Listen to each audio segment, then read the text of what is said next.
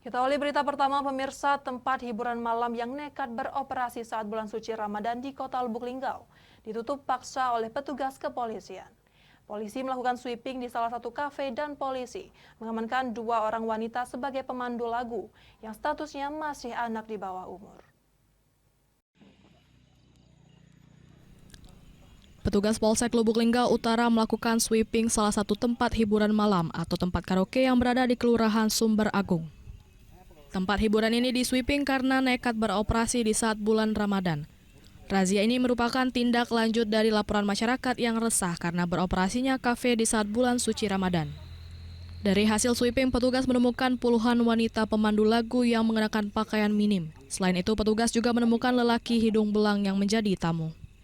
Selanjutnya, petugas mendata semua wanita pemandu lagu. Mirisnya, 2 wanita yang menjadi pemandu lagu masih berstatus anak di bawah umur.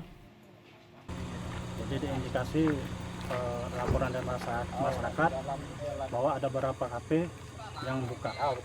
Tapi ternyata sudah kita sweeping cuma satu kafe yang buka bernama Ki. Kegiatan penertiban ini menindaklanjuti peraturan Pemkop Lubuk Linggau tentang larangan dibukanya tempat hiburan malam selama bulan suci Ramadan. Dari Lubuk Linggau, Sudirman, iNews melaporkan.